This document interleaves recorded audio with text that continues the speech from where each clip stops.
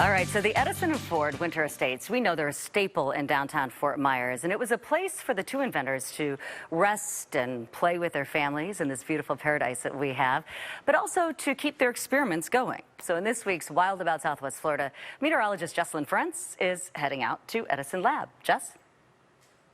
This week, we're going to focus on Thomas Edison's work. He bought this property to relax with his family, but being the genius he was, it was hard to just sit still. Back in the 1920s, he used our subtropical climate to grow dozens of different plants in his research of natural rubber. Take a look. The sounds of the past from an invention made by a man dubbed America's greatest inventor. He has more than 1,000 U.S. patents and just so happened to be a Fort Myers resident.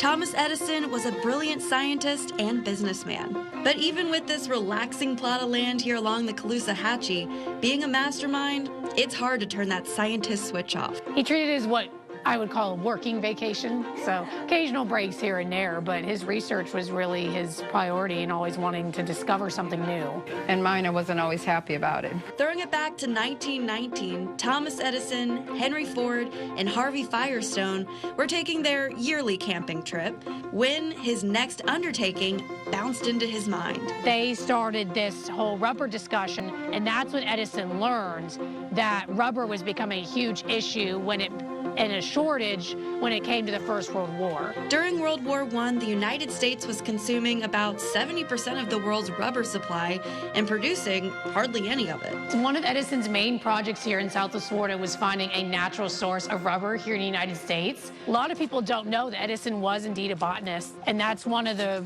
things that he really loved here in Southwest Florida was all the different varieties of plants that you can grow in our very unique gardening zone. Edison was set on finding the best source of natural homegrown rubber as fast as possible. Being the genius that he was, he had connections. He was sent plants from around the world. So his philosophy was really like finding a needle in a haystack. He tested each plant with his staff. 17,000 different plants were tested right here in his Southwest Florida workshop. So this laboratory was solely dedicated to the rubber research project. No other experimentation was done here. Jars, beakers, and test tubes cover the lab benches exactly like it would have been back in the 1920s. I always say that it looks like he was going off to lunch and he was going to come back. Edison was testing all the different plants he knew contained that sticky latex. And that's the white milky sap, and it's sticky. My fingers are sticking together. And if I had enough of it, I could make rubber. Plants like rubber vines, poinsettias, plumerias, succulents, and others were tested.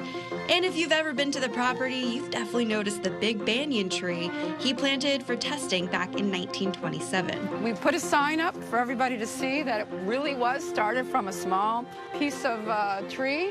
So that's where it started, right there. Now it's one of the largest in the United States. And they went through a different series of distillation operations to extract latex from plant material, which they used to produce rubber.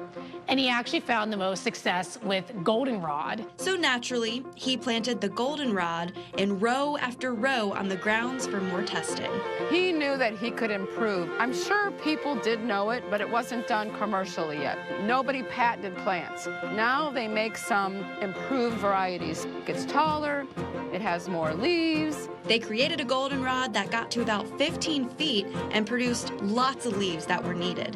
He found that about 100 pounds of leaves created about 12 pounds of rubber after a 10-step chemical process. Synthetic rubber was just not strong enough. It was too brittle for those airplane tires. So although synthetic rubber really did take over, especially after Edison's death, there still is a need for natural rubber. So Edison really was onto something that is still carried forward today. Unfortunately, just 10 days after his death at 84, his scientists found an almost perfect rubber match to what was already being used for tires at the time.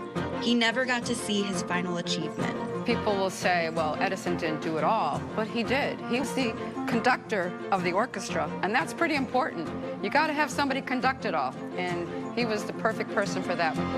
Because of the work he did here in Fort Myers, natural rubber production is far easier for the industry. Thomas Edison was wild about Southwest Florida.